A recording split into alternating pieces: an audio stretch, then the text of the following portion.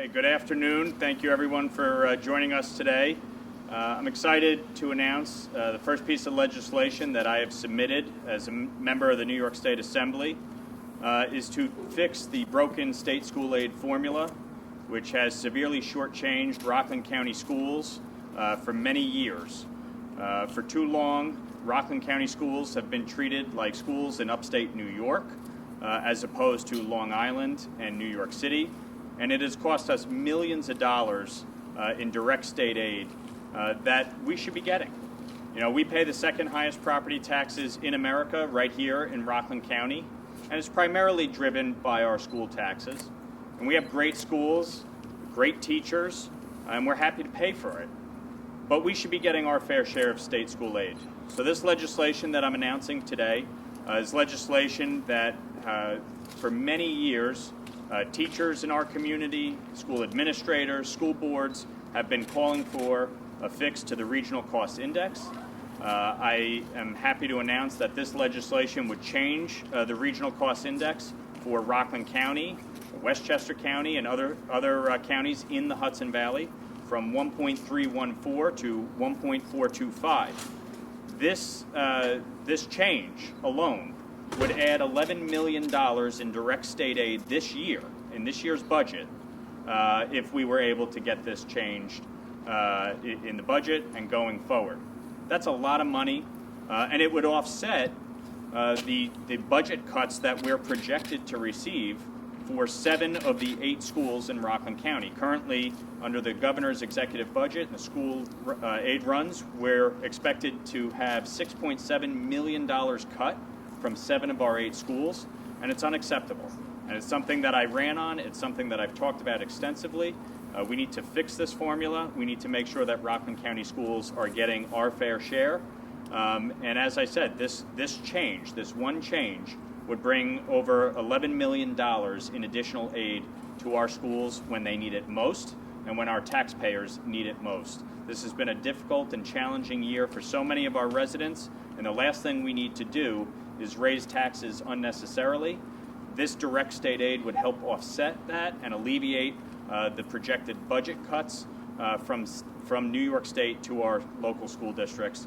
And that's why I've put this legislation forward, and I'm proud to be joined by some of our representatives here in the Pearl River School District, as well as the Rockland County Teachers Association.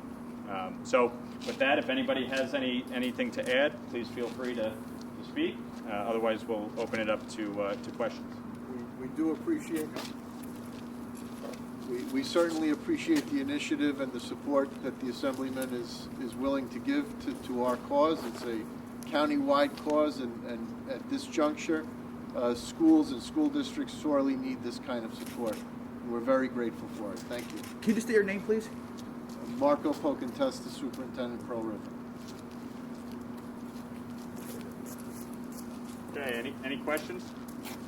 Yes. Yeah, how exactly is this going to benefit students and teachers? I know you said $11 million will be going to schools that, you know, need it most, a lot of, you know, PPE and things like that, but like, if you were to name like a couple things that would directly help students and teachers, how is this going to exactly affect them? Well, $11 million is a lot of money. And I think what we've seen over the past few years, even in last year's budget, a number of our school districts received direct state school aid cuts. And this will alleviate that. Right now, projected, we're supposed to have a $6.7 million cut in state school aid to 7 of our 8 districts. This would add $11 million in direct state aid. It would alleviate property taxpayers from having to pick up the difference. Obviously, our labor costs continue to rise per contracts that we have. The cost of trying to deal with COVID over the last 11 months has been absolutely suffocating to so many of our school districts as they try to fund these necessary purchases of PPE, dealing with HEPA filters, et cetera. So this type of additional funding is critically important to make sure that our schools can continue to operate and continue to fully fund the education for our children. So this is critical for Rockland County. It's critical for each and every school district in Rockland County, and that's why I've put this legislation forward. What's the next step with this? So I've already reached out to a number of my colleagues on both sides of the aisle. The Hudson Valley is very bipartisan in its representation. Rockland County is 2-to-1 Democratic county in terms of enrollment, and yet we have a Republican county executive. 3 of the 5 towns are Republican. So this is something that's bipartisan. I think almost every one of my colleagues agree with the need to change the state school aid formula. I've put this legislation forward. I will be looking for additional co-sponsors in the Assembly and working with my colleagues to have one of them introduce it in the Senate as a same-as bill so that we can move it forward and advance it.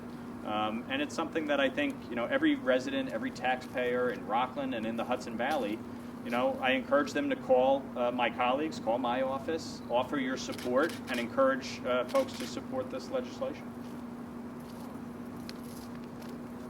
And the only other question is, I followed your campaign from the beginning.